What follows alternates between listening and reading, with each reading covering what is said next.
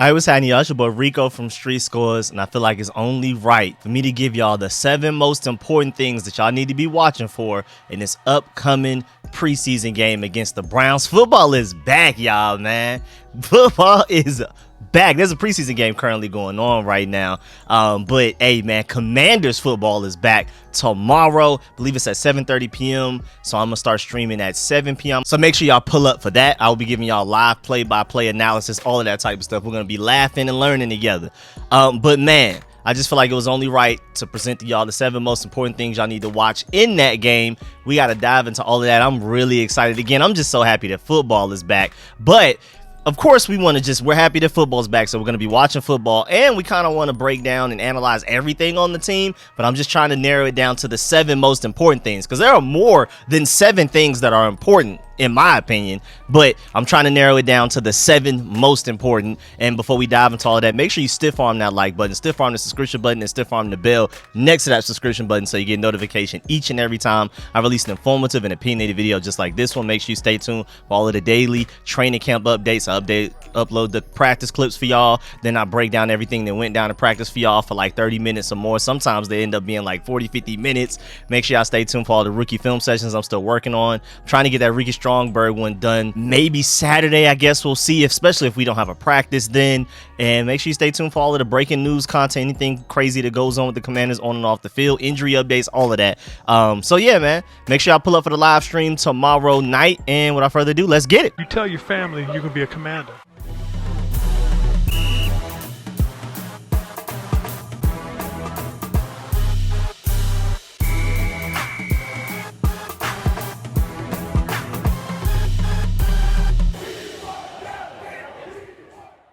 All right, so first of all, the starting left guard spot. Let's go ahead and start there because I'm confused as to what the Commanders are doing right now. I've always been a big fan of Sadiq Charles' talent, especially when we drafted him. I felt like if you're the starting left tackle on the best offense in college football history, arguably, you got to have some talent there. Now, granted, shorter arms, that's why he makes more sense at guard than tackle. I can definitely see that, but I also feel like he could excel at tackle. I feel like he has the talent to excel at both. I feel like the only reason we got him as late as we did was more so off the field concerns more than anything else. People thought he kind of like had like an attitude. We have seen none of that for the Commanders. For the Commanders, it's just been injuries. And just, can he stay on the field? Can he stay healthy? Can the man even practice? Can we even get through training camp, my boy? So I like his talent, but I've seen enough from Chris Paul, especially that one game against the Cowboys. Granted, only one start, but it's a really good Cowboys defensive line that actually was playing to win to a certain extent. After a certain point when they were down so much, they were like, forget it, we about to lose this game. Let's go ahead and rest our starters so that they can, we can be healthy going into the playoffs. But at the very least, through the first half and maybe like a lot of the third quarter, they were playing their starters and trying their hardest. So I don't want to hear anything about Chris Paul was going against backups or anything like that. And he looked really good. And also, since Sadiq Charles has been dealing with a calf injury that he's been recovering from, he's been participating in individual drills, but no team drills for the past few practices, like the past week or so, maybe a little bit over that. But ever since Chris Paul has taken over the left guard spot, I've seen and heard nothing but really good news. I mean, occasionally, of course, he's getting beat by Jonathan Allen, Deron Payne, and guys like that. But overall, the chemistry that him and Charles Leno have together is already further ahead than people expected. As far as like passing off twists and stunts and things like that, they just seem to do it seamlessly. All of that type of stuff, picking up potential blitzers. Chris Paul looks like he's further ahead in his development. And if Chris Paul is ahead in his development, then we have somebody special. Because if we're talking about ceiling and athleticism, this guy is one of the more talented offensive linemen from his draft class. We got him in the 7th round, but his RAS score is like in the 9 point somethings. Like, he's a freak athlete. They just don't make guys like that, especially that play guard. It's super strong, really mobile. I mean, I've been hearing a lot about Chris Paul even pulling as a guard to go block like linebackers and secondary players. He's been doing a great job with that. I mean, Samuel Cosmi is arguably one of the most athletic offensive linemen in the entire NFL. And that's why I can't wait for him to reach his ceiling if that ever happens. But Chris Paul isn't very far behind. Another freak athlete. I mean, our most athletic offensive linemen are by far Chris Paul and Samuel Cosmi. Everybody else, decent athleticism, good enough, can move in space, pick a, pull, go out on screens, block a linebacker or something like that. But Chris Paul and Samuel Cosmi are easily and by far our most athletic offensive lineman. Sadiq Charles is really talented, but he may not be as athletic as Chris Paul. Coming out of college, Sadiq Charles is more proven and then he also has a ceiling to him. But Chris Paul, I'm telling you, man, and if the floor is going up, because we know the ceiling, Chris Paul's ceiling is ridiculous. He has Pro Bowl guard potential. It's hard to say that, after only seeing one game, but we're talking potential. I'm not betting money on it. Chris Paul has a lot of potential, but if the floor is starting to rise a little bit, and he looks playable on Sundays already, imagine what a few more weeks of training camp and some preseason games are going to do for him, and those joint practices against the Ravens. I'm really excited about his potential, but most importantly, whether you like Chris Paul or Sadiq Charles more, even if you see them as dead even as potential starting left guards for us, I mean, can you depend on Sadiq Charles to stay healthy all the way a whole 17 game, 18-week season? If not, my whole point is, why not go ahead and start Chris Paul now? Go ahead and make him the starter so he can gain that chemistry with Charles Leno to his left, potentially Nick Gates, maybe Rick Strongberg to his right, but it looks like it's going to be Nick Gates so far. Why not just go ahead and build that chemistry now in training camp rather than hoping that Sadiq Charles stays healthy all year, ends up getting hurt by like week 5 or something, maybe even before then, and then Chris Paul is now your starter anyway, and you could have given them the whole training camp worth of starting reps, and then you would be better off. So I'm like, just go ahead and have that foresight now, and let's go ahead and move on and let Chris Paul remain the starter like he already is right now with Sadiq Charles hurt. So that's one of the main things I want to look at in this preseason game. The reason I'm pointing that out is because when we go out there, if Sadiq Charles is healthy enough, do they start Sadiq Charles over Chris Paul, or do we just go ahead and go with Chris Paul and see how that works? And then if Chris Paul does end up starting, how good does he look? Does he look like he belongs out there with the rest of the starting offensive line? That's going to be big time. And then moving on to the second thing that you really need to watch on and really pinpoint is the O-line in general versus a non-Washington defensive line. Because first of all, this offensive line is entirely new, basically, except for Charles Leno at left tackle. Samuel Cosme was here last year, and he played some guard, but he was mostly a tackle. That's what we drafted him to be. Now he's moving from right tackle to right guard. And then you brought over Nick Gates, or even if Ricky Strongberg replaces him as the starter and takes that over, that's still a new player that we didn't have last year. And then again, Chris Paul, played one game last year. Sadiq Charles, even if he is a starter, has barely played much for us. And then you have Andrew Wiley on right tackle. This offensive line is almost entirely new, basically outside of Charles Leno. So, of course, they've been struggling in training camp practices. First of all, because there's not much chemistry there. We're still working on a new offense, new quarterback, pretty much an entirely new offensive line. Of course, the offense in general is going to be struggling, especially the offensive line, because the offensive line is very chemistry based. Doesn't matter how much talent you have on it. If the guys to your left and your right, y'all don't have any chemistry as far as picking up stunts, potential blitzers, IDing potential blitzers from the linebackers that may come shooting down, maybe a strong safety, all of that type of stuff. That's a lot of chemistry. You have to trust one another without like speaking to each other. You kind of have to read each other's minds. There's a lot of little things that go into football in general, but especially offensive line. Is not just physical, it's a lot of mental, a lot of muscle memory type of stuff. You just, as a Chris Paul, for example, you got to trust that Charles Leno is going to do a certain thing and Nick Gates to your right is going to do a certain thing so you can do your thing. And you don't want to just have 5 individuals on the offensive line. You want to have one cohesive unit, and that's going to take time. And then on top of that, you're also going against, I feel like, the best defensive line in all of football right now. So my point is, I cannot wait to get to this Cleveland Browns preseason game, because they already said they're going to play their starters, and see if this offensive line is actually just that bad, or if the Washington Commanders defensive line is that good, or maybe both. We'll see. But if this offensive line goes out there and actually looks pretty decent / good against the Browns defensive line, who's another pretty good defensive line, that's just not the Washington Commanders defensive line. And oh boy, Myles Garrett against Charles Leno. I saw KJ Henry beat Charles Leno on a pass rush snap a couple of practices ago. I'm really afraid of Myles Garrett, boy. But either way, if they go out there and look good, then that's going to ease a lot of my stress and worries about this team. Because right now, I'm very high on a lot of these position groups. Receiver, secondary, defensive line, super high. Linebacker and tight end, probably higher than most, even though I'm not super high on those guys. I'm a big believer in Sam Howell. I'm a huge believer in Eric Bieniemy. It's literally offensive line the only reason that I'm questioning whether we'll make the playoffs or not. So if we can go out there and put some of that stress to rest, some of those worries and questions to rest immediately in the first preseason game, that's huge. Because again, the Browns defensive line is good. Actually, probably really good, but they're still not the Commanders defensive line. So don't be surprised. On top of all of that, don't be surprised if our O-line looks better against the Cleveland Browns than they do against the Washington Commanders. Because of course, Chase Young, Montez Sweat, Devon Payne, Jonathan Allen, then Fadarian Mathis, John Ridgeway, F.L. Bada, and all of those guys, KJ Henry off the bench in a rotation. Some of those guys should be starting for other defensive lines. So of course, then Third, I have Bieniemy's offense. Speaking of Eric Bieniemy, I'm just really excited to see what type of plays he's drawing up. Now, granted, it's going to be very vanilla. They're not trying to show their cards. It's a game that doesn't count towards the win or loss column that really affects anything. Preseason wins don't matter. So we're not going to go out there trying to win the game. We're going to go out there, experiment, and see what we can get away with, personnel-wise, play calling-wise.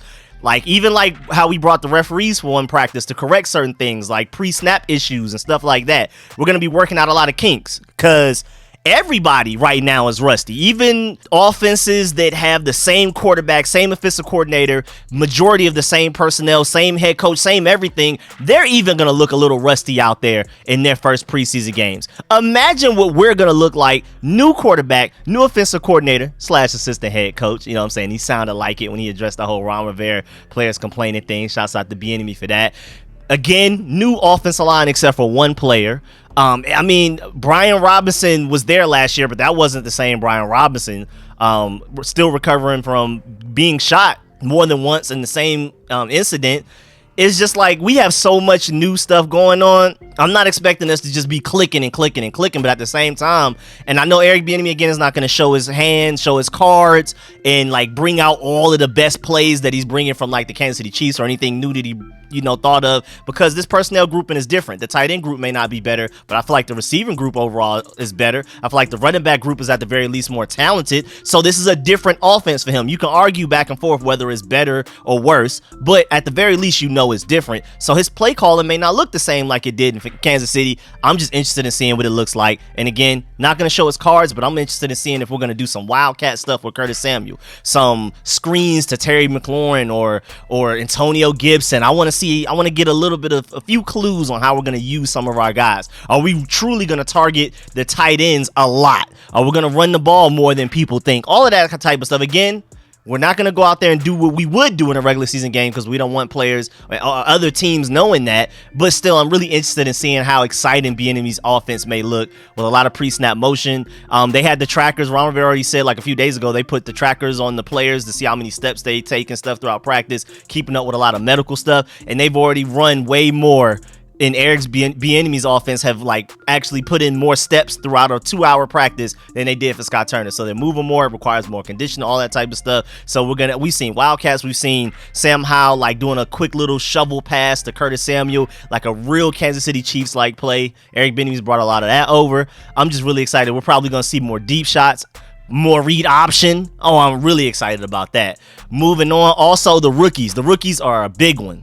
This is the fourth one, but don't confuse it for the fourth most important. This is huge. I'm excited about seeing what all of these guys look like out there. Because especially if Ricky Strongberg isn't starting, when he goes out there with the second stringers, you better look like one of the best offensive linemen out there if you deserve to truly be with the starters. I want you to go out there and look like a starter amongst backups if you get a chance to go out there against those guys. Or maybe he starts. I don't know. We'll see. But same thing like Emmanuel Forbes and Quan Martin. Emmanuel Forbes is going to more than likely be out there with the ones, and I'm really excited about seeing what he can do against that Browns receiving group. And then Quan Martin, whether he's out there with the ones or twos, I want you to look like a starter amongst backups if you're out there with backups. That goes to show with everybody. KJ Henry, I know you're more than likely going to be out there with the backups. I want you to look like a starter amongst the backups. That's my main message to a lot of the rookies. Braden Daniels, I'm interested in seeing, like, I know you're raw, and I know you've been struggling in practice quite a bit, but is that because you're going against this dominant Commanders defensive line, or are you just still that raw and it's going to be like a year or two project type of thing? So I'm really interested in that for a lot of the rookies. I mean, I've even been hearing some plays about Andre Jones been making stuff like that. Even for Darian Mathis, even though he's technically not a rookie, he's a redshirt rookie in my opinion because he barely played last year. He only played, less than a quarter? So I'm interested in seeing what Darian Mathis goes out there and does. So rookies and Darian Mathis, really excited about seeing what y'all can do, really kind of for the first time. Then fifth, the linebackers, man. Jamin Davis and Cody Barton. I'm pretty sure y'all are the starters. I'm pretty sure most of the time it's going to be y'all two on the field with nobody else. And if anything, we're more likely to only have one linebacker out there than we are to have three. But I'm still really curious to see what Khaleke Hudson looks like because, again, same thing for the rookies. Khaleke Hudson, you want to get big boy snaps. You want to be out there with the starters, and you feel like you probably should be a starter over Cody Barton and Jamin Davis and stuff like that. Well, when you're out there with the backups, which you'll more than likely be, but maybe you'll be rotated in a little bit with the starters, you should look like a starter amongst backups. Same thing goes for you, just like a lot of the rookies and things like that. A lot of these backups that want starter level minutes and starter level rotation and stuff like that, you better look like a starter when you out there with the backups. You better look like the superior player on the field and really shine. So I can definitely see it, because Khaleke Hudson looked really good against the Cowboys that last game of the season. And then he's been doing a really good job so far in the offseason, mandatory minicamps, OTAs, and so far what he's been doing in training camp. I mean, at one point when Jamin Davis was still out dealing with an injury, Cody Barton was still struggling to learn the defense, because he's the Mike linebacker. He's going to be the one calling the plays and everything. So Jamin Davis thinks less and moves more. So that's why Jamin Davis should be better than he was last year, because he kind of had to take over those responsibilities. When Cody Barton was struggling to pick up the defense, because he's having to literally be the quarterback of the defense, Khaleke Hudson was getting a lot of reps with the ones, and he was looking like a guy that could go out there and run with the ones. Now, granted, it's behind arguably the best defensive line in football, so that does make their job easier, but still, Khaleke Hudson looked good enough to start for us if he needed to. So I feel like we have a nice solid depth of 3 linebackers. I'm a little bit higher on the linebacker group now than I was a few weeks ago before training camp started, and I'm just really interested in seeing what they look like out there. I want to see if they end up getting exposed or not against the run, in coverage, against tight ends, all of that type of stuff.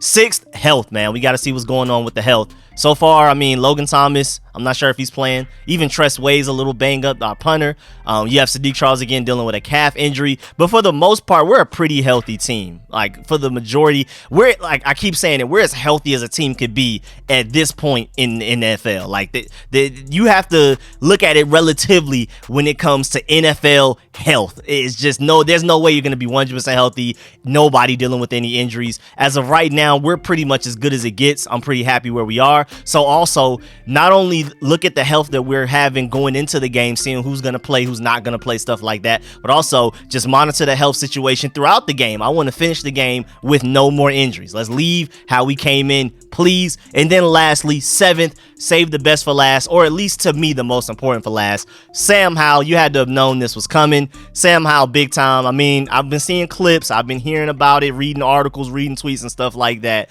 but I truly want to see it with my own eyes, how much he's improved with his mechanics, his footwork, and his accuracy, his deep ball, reading the field, going through progressions, getting the ball out of his hands quicker, because that's big. That's a big area of an improvement that he's had to work on even just so far in training camp, and he's gotten better with it. But I'm really excited. I want to see how Eric Bieniemy uses this guy. Is Eric Bieniemy going to be willing to take a lot of deep shots like he's been showing so far in training camp? But what does it look like in a game-like setting against an opponent that's willing to hit you? Because this offensive line has been giving up a lot of, I guess you could call them technically sacks in practice, but when our defensive line gets to them, because it's practice, we're not trying to hurt our own players. Chase Young or Montez Sweat, Jonathan Allen, Deron Payne, they run to Sam Howell and stop, and then let him throw the ball where in a normal game he wouldn't be able to. So a lot of our really good highlights that we've seen so far from training camp wouldn't have even possibly happened if that was like a real scrimmage or a real game, if we had to go against the Commanders defense. So let's see against the Browns offense, if our offensive line holds up like I talked about earlier, to allow Sam Howell to be able to make a lot of the big plays he's been making in training camp. Because again, you have to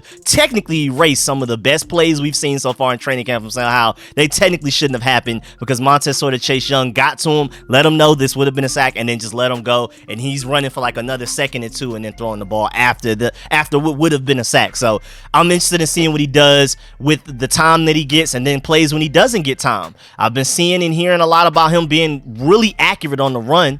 Can you keep that up? I want to see that live with my own eyes, in game action. When you're flooded outside of the pocket, you're having to do some off-schedule stuff, improvise. I want to see if you can deliver the ball in stride to Jahan Dotson, cutting across the middle while you're running the opposite way. I want to see stuff like that. Of course, I would love to see a pretty deep bomb, and I want to see some read option, man. I don't want Sam Howell to go out there and get hurt, especially in a game that doesn't matter, but man, I want to see him use his legs. I want to more so see you use your legs and keep your eyes up looking for somebody to deliver the ball to, but I want to see him maybe pick up a first down or two with his legs as well, slide, get out of bounds, whatever.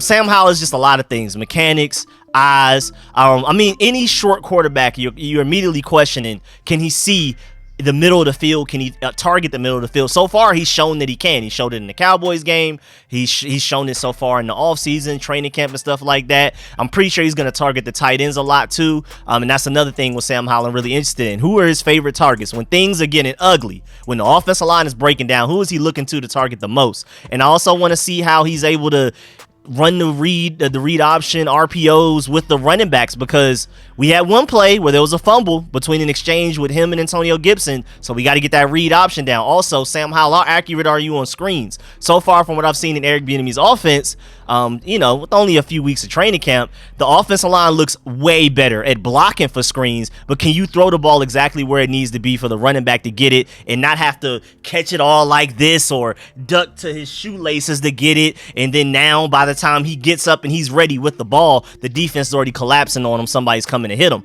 Can you deliver those screens perfectly on target and on time so we can maximize those screens and get the most yardage we can out of it? It's a lot of little things that I'm really going to be paying attention to for Sam Howell. A lot of stuff. I'm really excited about Sam Howell the most. I'm excited about everything else we talked about, the other 6 points.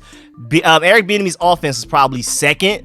Sam Howell's number one, but of course I'm really excited about the rookies, and then the offensive line is probably my biggest worry, so I'm really excited about that as well. But other than that, man, I'm really excited. And man, that's the end of this video. Please stiff arm that like button.